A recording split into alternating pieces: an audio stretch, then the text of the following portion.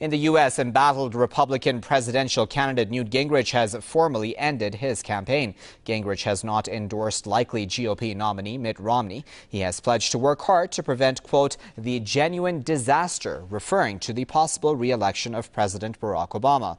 The former House Speaker is leaving the race after a string of losses in primaries over the past 2 months. He won only 2 contests in South Carolina and Georgia, which he represented in Congress for 20 years.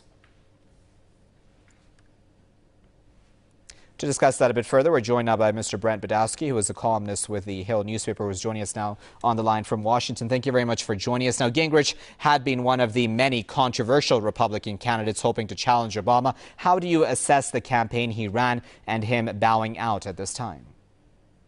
Well, he ran a horrible campaign, and many times he appealed to hatred and even racism in his campaign, attacking the president and attacking various opponents. His campaign was a total failure. It would have ended 2 months ago, except there was one big donor who had given him $10 million to $20 million to keep his campaign alive through independent spending. So his campaign deserved to go down. It did. He will not be missed. He didn't add much to the debate. It was a very negative campaign. And, yeah, he represents, Gingrich does, as do some Republicans besides him, as does President Sarkozy in France, an election I'm very, very interested in. A backward, reactionary politics, the economy for the 1% at the top, punishing the middle, punishing the poor, dividing people along racial and religious lines. And what Gingrich did is a formula to fail. And frankly, I'm glad he's gone. And to be totally honest, even a lot of Republicans are glad he's gone.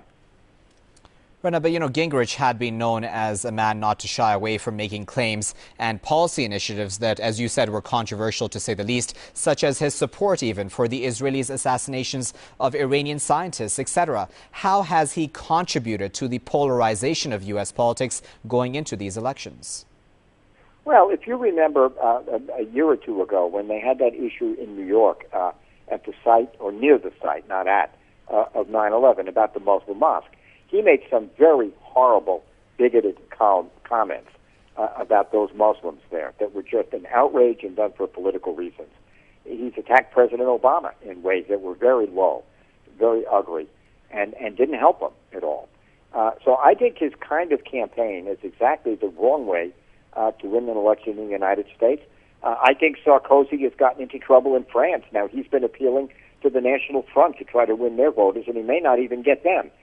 People want a better life. They want jobs. They want a stronger economy.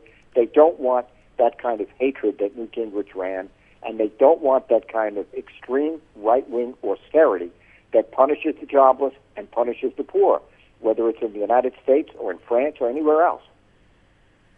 All right, we'll have to leave it there for now. That was Mr. Brent Budowsky, columnist with the Hill newspaper, joining us from Washington. Mr. Budowsky, as always, we appreciate your insight here on Press TV.